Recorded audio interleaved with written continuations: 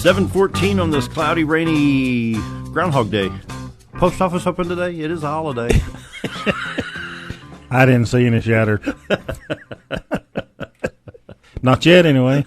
The government working today? It's Yes, February we're 2nd. working. Well, the local is. We ought to be smiling with no shadow. What's happening in Pennsylvania? I don't know. Let's see. We'll take a quick look. That's the one they work off of. Potsawani Bill, what's his name?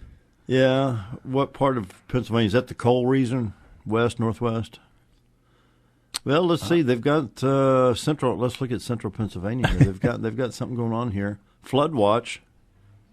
Oh, it's cloudy. Lancaster, Harrisburg, Gettysburg, all that's got, if they've got a flood watch, I mean, they must have some cloud activity up there. I would think. Yeah. We can only hope. Yeah. That's supposed to be good, ain't it? It was cloudy. I hope you get out of winter with all you got was that last storm. Oh, yes, that's true. Yeah. How you been? I'm good. And good morning, everybody. It's good to be here and good to be up and around early. A little misty rain out there, kind of nasty this morning. For people that don't recognize his voice, we've got Baxter County Judge Mickey Pendergrass here today.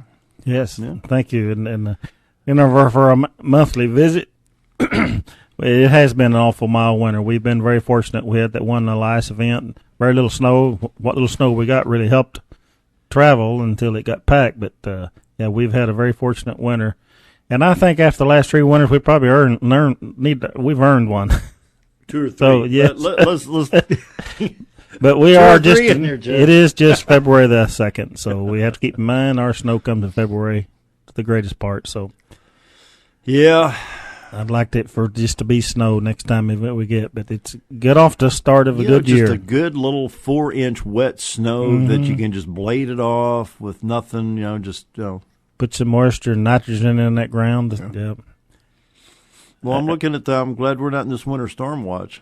Yeah, that's going north of us, and they got it through Iowa after the big event yesterday. So northwest Iowa, southwest Minnesota, southeast South Dakota, and eastern Nebraska, north central Kansas, all under a blizzard warning right now. Yeah, that low system was going through just south or around Kansas City, coming out of the southwest. So yeah, the last report I saw, it's supposed to blizzard. We're talking high winds here too. So we've got a wind warning here, gust in the 40s. So. Boy, I tell you what, I drove to Fayetteville Sunday, and just that little bit of wind we had then, that was pretty tough, let me tell you. Yeah, just don't go to the lake today because you might get blowed off. Yeah, the entire state, with the exception of El Dorado and, that's about it, the southern counties, everybody else has got a lake wind advisory and a wind advisory. So it's going to be pretty windy. There is I need to bring this up, and something we need to talk about here. There's a red flag warning. Sebastian, Franklin, Crawford counties, that's the Fort Smith area, meaning that it's extremely dry. I saw some burn ban signs, yes. I think in Madison County. Well, I knew over around Huntsville. I didn't check last night, but there was a burn ban in Boone County, and there was a burn ban in Fulton County. It was the only two I'm aware of. And I will say, with the really warm weather that we had over the weekend, we had 14 page outs on Saturday for our local volunteer fire departments. Grass fires? For mostly grass and brush fires, yes. And people not paying attention to the wind. It's a little early to be doing the outside burning, it seems, but the weather's so nice people couldn't help themselves. Yeah. What they got to remember is any of that grass, if you've got grass that's growing where it's Bermuda or the native sage brome grasses, they're highly combustible right now because of the dryness and the they're weather. Almost explosive. If it gets into that grass, it's going to go. And if you've got wind 5 to 10 plus, it's really going to go. And so we had, and some of them, they had one yesterday on up 5 North that got into a field and it just took off, and they were afraid it was going to jump the highway at one point. Really? But anytime you got high wind or you got wind that's 5 to 10 mile an hour or more, you don't need to be outside burning because the surface is very explosive right now. It's full. It's very flammable. So be careful out there with your burning. Arkansas Forestry Commission has listed by county. Boone, Fulton, Madison, and Newton counties all under burn ban right now. Yes. And they said this may not be 100% accurate, and they suggest you call your local county judge office. Have you put us on burn ban? No, we have not put a burn ban on here, and we're hoping for the moisture that's scheduled to come today that we'll get some of that and kind of wetting this thing down. But it's just the warm weather, I think, has got people intrigued to get out and clean up their yards. If you do it right now, it's going to be black for 2 months before you start getting into green, or 3, and that's usually why it's the end of February into March before most outside burning is done, because then it greens up pretty quick after that. But people can't help themselves. They got to get it cleaned up, and it gets nice, beautiful weather. We had 70-something degrees on Saturday, and wasn't it nice? It was nice. I had Dennis Dunderdale here from Arkansas Game and Fish, and had one of his men. They have what's called Learn to Burn. For folks around the county, you may want to look at this. It's a workshop to teach private landowners to conduct prescribed burns on their property. Correct. We posted a link to that on our website. I got that information sometime back. It's around the state, and it's going to be, in March 19th? Yeah, March 19th down at Fredberry at Yellville. Yeah. We did post a link to that. And that's a good class. And I had somebody comment to me that because of the controlled burn they've been doing in the Lower Buffalo National River Park, it really changes the look of things down there. So doing it correctly, and I expect some more of that will be happening around on federal land this next month. They usually do it in February or March. Depending on the wind conditions and the combustions or maybe burn bans, but that's what this is about. The National Forest Service it costs them a lot of money to do the burns that they do, because they bring in burn crews, jump crews if you would have, firefighters, and they do that when they're not out west fighting fire somewhere. And so they do it correctly, and they burn it in a ring and really do a good job. To learn this, if you're interested in outside burning, this is a good class, and they'll do a good job and give you some hints. You can't become an expert in a few hours, but it will give you a lot of hints that'll help you if you get a chance to go. Class is March 19th from 10 a.m. to 4 p.m. at the Fredberry Conservation Education Center in Yellville. To register, visit www.learntoburn-yellville.eventbrite.com, and we'll run this on community calendar later on in March. Yes, and then that'll be good. There's a lot of good things goes on over that what Game and Fish does over. This I think it was this past weekend, maybe the weekend before last. They closed the park over there and had a free hunt for veterans, and so they do a lot of educational stuff as well as interesting. A lot of trails in there, bird watching, etc. It's a good deal if you've never been over. Visit. I need sometime. to go over there. It sounds like a lot of fun. I've been in there for different presentations, and it's quite a display in there. The stuff that's like snakes and frogs and turtles they have on display, and they hold classes there from time to time. It's a nice place. And they have hunter education courses, boating courses, all kinds of good things. Yeah, it's a nice location. If you can find the hours open, go pay them a visit. Sounds good. Yeah, I bumped into one of the Arkansas Highway Department guys and got to talking to him. I think Baxter County or this area for highways, just to kind of, if we get more snow, if I'm not mistaken, they said they had 4 or 6 trucks, 477 lane miles with 12 people that work 12 hours a day. Mm-hmm. How many people? How do you go after the county? You've got how many lane miles you have in the county? Well, lane miles, we have just under 700 miles of road. If you take that times 2, is that strictly paved? No, about half of it's paved. Okay, just a little over half is paved. So that would give us around 1,400 miles of road lane miles. Mm-hmm. And this was real thin coating of ice. Freezing rain was extremely difficult to deal with. We started on that Tuesday evening. We closed the shop, called them in at noon on Tuesday, and the event was coming Tuesday night, and then started 12-hour shifts at 7 o'clock that night and run through Friday afternoon nonstop with a split shift. And we have right at 40 people at Road and Bridge, and they split that in half and run 24 hours a day. It was really interesting. When it was all over, they decided we've got 4 trucks left, but those trucks sat there like the trucks we use for that particular. We work on them all the time during the year as we have time to have them ready, and then we expect them to run 24 hours a day after sitting there for 10 months. So we asked a lot of them, and they have been very good at it, and we do respond. We did have some events on some of these hills, slick roads on that Tuesday evening. It was really dangerous to be on the road and driving. It was. And we try to respond to those as we can. So how do you handle some of the criticism? I don't know how you fell in, if you personally were criticized with the judge's office or somebody, but what happened on 5 North with the accident where they had to wait a long time? Remember that accident? Oh, yeah, we were. I think your people were able to help before the state. Is that correct? I think they got there about the same time.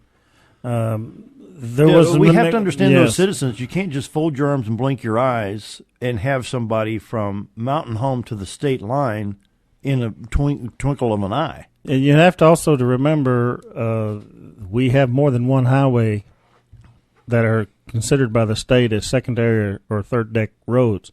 They have their primary route, their secondary, and then the bottom tier, and they clean one before they clean the other. And the location of the trucks is a big deal on it. Sure. In a case like that, and as I've told them, we've got another meeting coming. We are meeting with the highway department this week and some other interested people that's involved, including the fire departments. But as I told them then, when the call comes to us, and the protocol was not exactly followed for us to get the word quickly, even though we monitor and we have that, there's a protocol you need to go through to get the word to us as soon as possible, because we respond to those things. We were actually responding when we respond to that, and we had one on 201 North, the same problem, and we responded to both of them at the same time. And when we found out about it, we dispatched or redirected a truck or two trucks, and the highway department did dispatch a truck, and I don't know where they came from. That's the problem when you're that far out. You don't know where the trucks are or if they've got enough material in their bed to spread the road to kind of knock the slick. It may take us 30 minutes to get there. So patience is a virtue in this, and the fact that you should not be on that road when it's doing that is another one, and that's the interesting part. People have to get home, and they get caught, and they have to be careful, and bad things happen. But you got to pay attention to conditions. It's not our fault you were on the road and slid off. Mm-hmm. We're going to respond as quickly as we can, and hopefully through these meetings we'll run through the protocol as well as get the state back involved, because they have their set order of doing things, and with the limited crew that they have to do it that way. Well, wouldn't their main focus first of all be the federal highway, 41262 east-west? The primary route is Highway 5 from Midway to Izard County and 62 from county to county. That's their primary routes. And 201 north to past the city limits. Right now, that's their primary routes. You said they had 12 people. When they split, they got 6. Yeah, because they were 12-hour shifts, 6 on, 6 off for their personnel. And they have plenty of material. If you've seen their new shed and their new storage facility out there, they've got plenty of material that I don't know what we're going to do with all it, because here we are in February already. They've got a lot of it left out there. I know one of them asked me one time, kind of laughing, "You think we need a little more?" But they better keep guard on. We might have to borrow some of it. It's almost impossible to predict what you need. It is. Extremely hard. Yeah, I was visiting with J.R. Davis, governor's office last week, about the possibility of funding more for the highways. Can something in North Arkansas? And I told him, I said, look, if y'all go and do something for highways again, and you start fixing I-40 between Conway and Little Rock again, it's not going to be successful. So the governor needs to focus on other areas other than Little Rock to Conway and the mess at West Memphis. And, and I said, I know that 4-lane roads are not reasonable up here, but good speed limits and passing lanes, but why can't we get some funding for clearing roads in the winter in the northern tier of the counties? We get it a lot worse than they do in Little Rock and the southern part. Yeah, and they have to look at and the that, weather and that districts. creates a problem, especially for the highway department. And a lot of times we're thrown up to compared to Missouri. Well, Missouri is a total different entity, because as I have asked people, I said, if this district up here cries out for help from the rest of the state, where are they going to get it? Those people are not set up to handle with winter weather. They don't deal with it as much as we have to here. So they're pretty much on their own. There's no resources to call in. You take from Rogers, Fayetteville, Fort Smith, over to about, we'll include Conway, and then go north, is a totally different factor than what you have east of here and south and southeast of here, especially when you get down around Greenbrier and that area. I mean, and I'm gonna try to say something concerning this that affects all of us. 30 seconds. And there is, if you go into the Arkansas Highway Transportation Department's website, you can see a link that says maps. If you click on maps, you can check on your county and you get traffic counts either on the whole county or on the insets. And that is what they look at. And we do the same thing as much as possible. Your high traffic roads are going to be first to be attacked, and that's what they go by. You got to, with limited resources, you got to start somewhere and you got to end somewhere. And sometimes Some of us are on the back end of that. Back end of that road. And that's the ones that are rightfully unhappy, but you still have to have some kind of order of how to go after it. I think it's iDriveArkansas.com where you get that map. Yeah, that's the road conditions. Yeah. The maps I'm talking about is on their website. It's traffic count maps. You can see the traffic count on every road. And it's just go to Arkansas Highway Transportation Department's website, and you'll have a menu on the right, and one says maps. And it has every county. And around Mountain Home, they have an inset so you can see the traffic count on every road in this state and this county. More with the county judge right after the news. Be right back. 7:35. I just got a call from our good friend Joe Didden. We have a major motor vehicle accident on Highway 5 North out by the King's Quarry, Guy King and Sons Quarry. So if you're Highway 5 caught in traffic, a major motor vehicle accident, Highway 5 North. 2 ambulances, fire department personnel, first responders. Just be aware it's going to take a little bit longer to get into Mountain Home if you're trying to get in. Slick road this morning. Yeah. That is kind of a tricky curve right in there, too. It is, yeah. So what do you got for us today, Judge? I know we've been talking about, thank goodness, no winter, but this is only February 2nd. Yeah, we keep our fingers crossed and keep working and keep trying to address other issues. But it is quorum court meeting, as usually is. Going to happen tonight for the February meeting. It's actually a short agenda, but we're going to have some presentations, some annual reports. Kim Croshainer is going to be there from the Donald W. Reynolds Baxter County Library, and wonderful facility, and give us an update to the quorum court on that. Then we're going to have a couple of more presentations as well as some annual reports that we have put together. So that that is going to be present as well as the regular order of business tonight. We're also going to mention we've got our finished product of the last audit that have been sent to all the JPs, and we're going to read that into the county finances of the audit that we have been given, so that'll be brought and kept for the fiscal year of 2014. And we're going to be on the second reading of this new ordinance that we've got to adopt a Baxter County Employee Concealed Carry Plan that is for full-time employees as well as elected officials, and then some normal run of business. But if you'd like to hear some of these annual reports and see them, come by at 6 o'clock tonight at the courthouse, and we'll be presenting that and enjoy seeing people. Talking about audit reports, we just I was appointed to the audit committee of the Northwest Arkansas Economic Development District, which was a mess when I took office, and you're granted an automatic chair at the board, I think 25-member board as county judge, and things literally were a mess, and they even got worse. We sat through the auditor's report as an audit committee and had a very heart-to-heart talk, like a 2.5-hour meeting with them a week and a half or so ago, and then we had a regular meeting last week with the whole board and presented that again. I'm proud to report that due to the actions of some of us that were really concerned of what was happening there and found a lot of issues with the assistance of others, I asked for and received a state legislative audit, which was very eye-opening to a lot of people of the stuff they found. I will tell you that I'm thrilled to say that we're back on the page. We have new leadership. We have new people working there.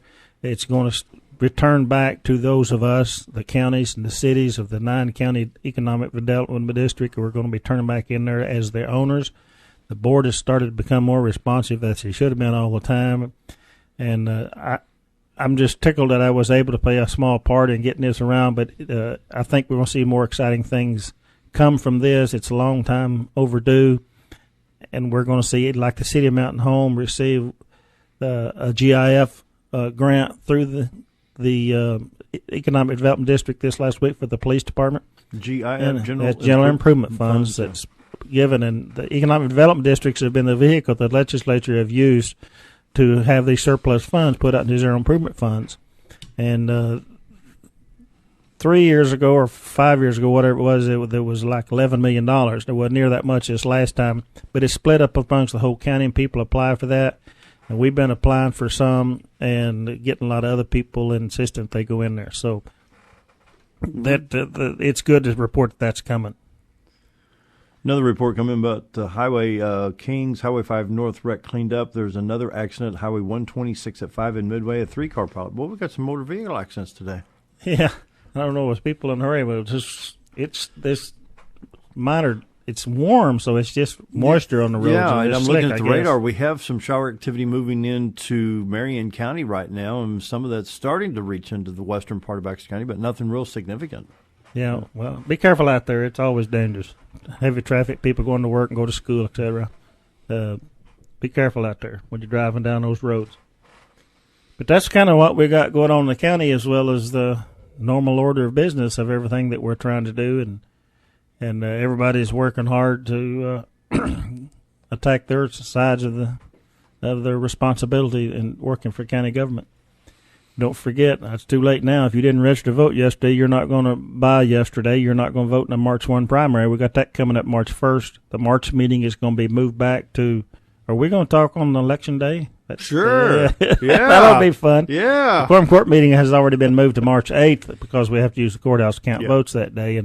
But it's big in the judicial election. Don't overlook the judicial. We got 2 Supreme Court races, an appeals court race, and a district court race. And those will be decided on March 1st. So learn the candidates, get out there and exercise your vote. We have one in the county. We have one primary race for a JP, which is going to be an open position. We have 3 guys vying for one position. And then we also have the U.S. Senate primary and the presidential primary. So get to know, go for your person and vote. This is these judicial races are very, very important. Absolutely. I mean, look at what's going on in the federal Supreme Court. And getting more and more so as we see some of the legislative or executive actions, we need a strong court.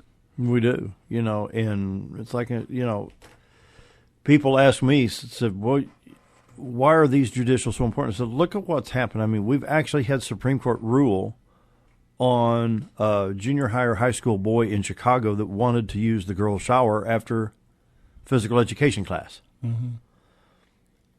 That's not what these courts are for. I mean, we're the court now has allowed, and I'm talking about the U.S. Supreme Court, has allowed emotions to become law. Yeah, and they say you can't legislate morality. Well, they just did. They just did.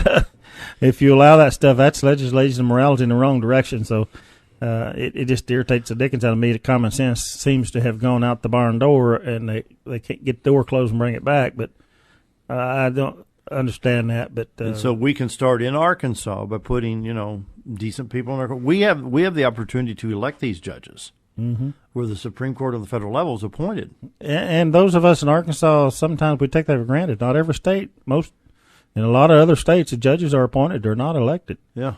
And they're elected as nonpartisan. They have a lot of rules they have to go by.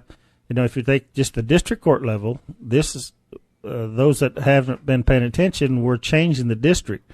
Right now, we have a judge in Marion County and in Baxter County. But this race determines who's going to be one judge for both counties. His news district, I think, is 10.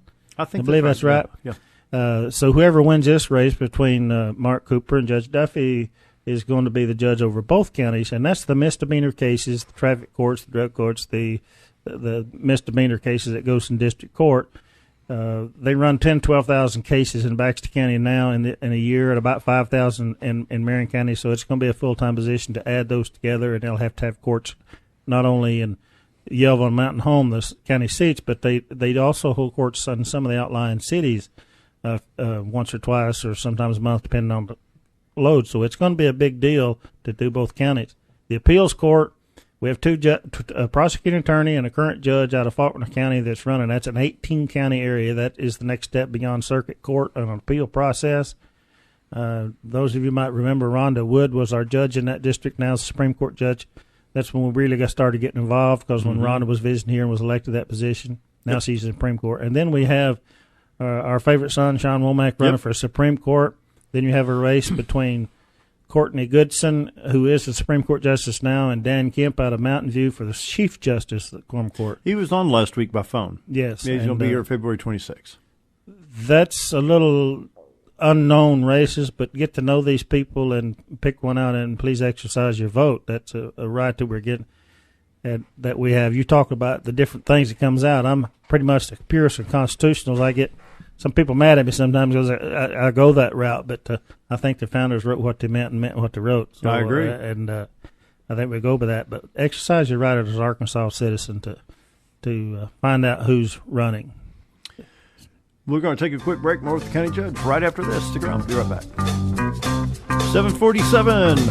Finishing up the program with County Judge Mickey Pendergrass. What else we got? What else we need to talk about?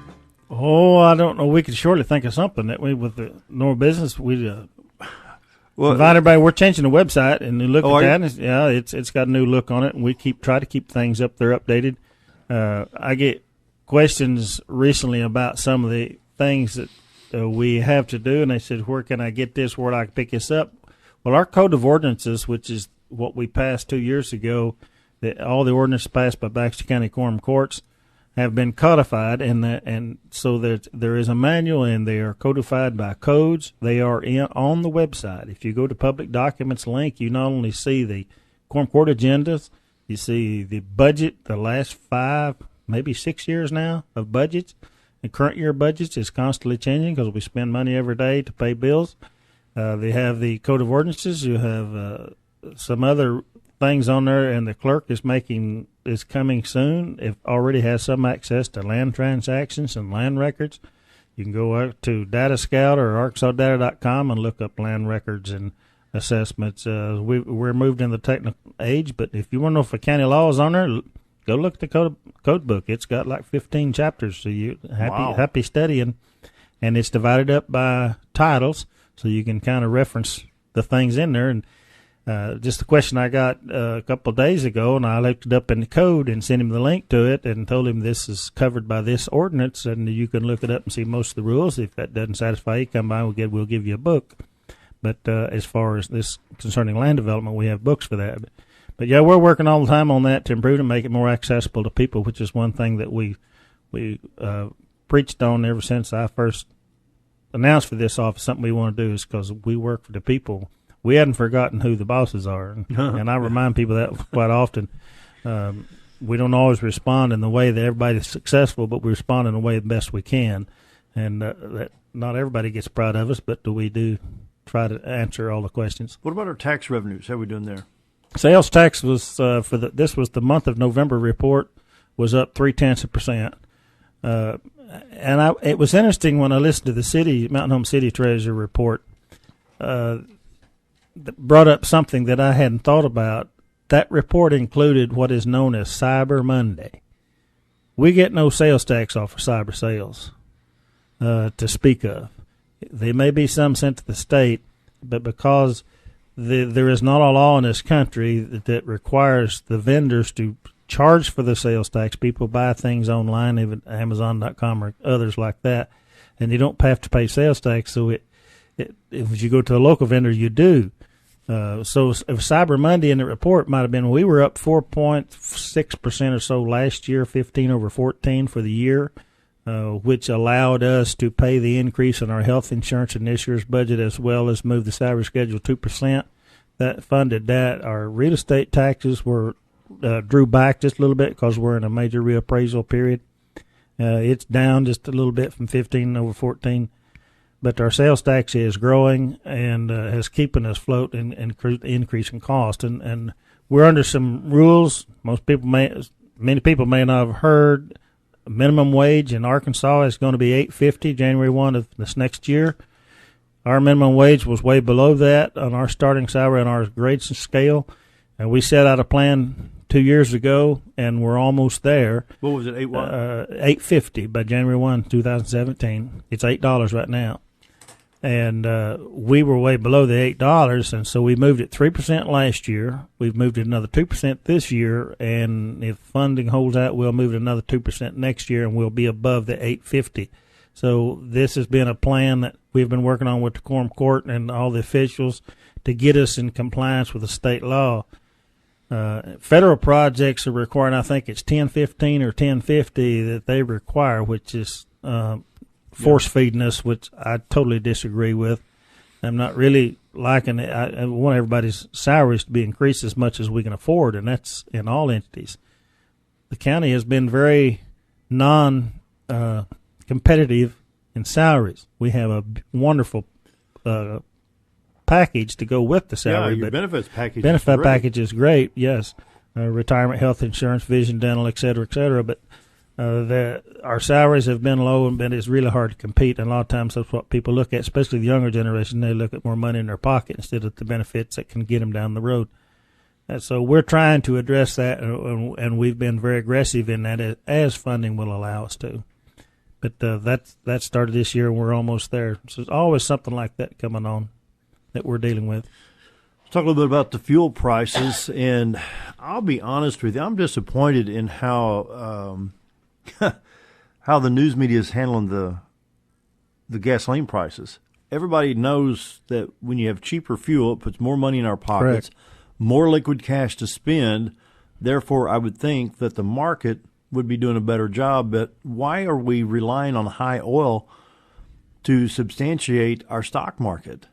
You know, and I don't know where we. Well, it gives more pocket money when you can fill your gas tank up for half what you did just 2 or 3 years I ago. went to Fayetteville. I was down to half a tank. Yes. And I filled. In fact, I thought, I'm going to put 93 octane in today, and it only took $21 to fill at a half a tank. With the close budgets that we have been running, especially like the sheriff's office, who uses a lot of fuel. Yeah. Road and bridges use a lot of gas and fuel. Our budgets have been very positive because of the savings in fuel prices. And when it goes back up, we're going to be Hurting again, and going to be in trouble there, especially in ASO. But that's something that we good. But it puts a lot of expendable income. The only thing that I see is what's happening. A lot of people are coming home, but when the barrel of oil price of a barrel of oil, I'll get it straight in a minute. When it goes down this low, the cost of doing business in this country is much more expensive than it is in other countries who had evidently the infrastructure and et cetera to handle it. They shut down, and our exploration slows down or stops, our production stops. Because the oil prices are so low, they can't make the money. And I think that's the angle they're looking at, because it does affect the employment and the But if economy. we had a standard flow rate, we need this much oil per day, and kept it at this price, so our economy would level out. Wouldn't that make more sense than shutting production down and then waiting for oil prices to go back up, only to increase at a certain percentage? Oh, to some degree, that's a monster we've created, because we have made that such a high-paying industry, especially for employees, and the cost of production is so high here. But those large producers in the Far East, the Mid East, wherever it's at, and they understand that, and they can drop the bottom out of that and make it cheap oil, and that affects our economy and our employment, and they know what they're doing. Mm-hmm. It's They like got us by the goozle. Like an old farmer I grew up with told me one time many years ago, I can make a lot more money when calves are cheap than I can when they're high. So Think about that. Mm-hmm. Yeah. And that's the way he operated, and he wasn't the only one. Yeah. But that's the way he operated, and he had a point. And so if we advance the same way, because we have competitors who can do that, they just won't make as much, but they're still going to make money. So they control the market, they lower the prices, and now we're out of business. Yep. So, if you could get some moderation in the worldwide market, it would help and give us a standard there that would help all of us, put more money in our pocket as well as make them money. Final 20 seconds. Well, we invite everybody to come by to the Quorum Court meeting tonight. If you got questions, let us know in any department. We continue to try to do our job to keep learning and try to do more and protect our interests around the region and the state.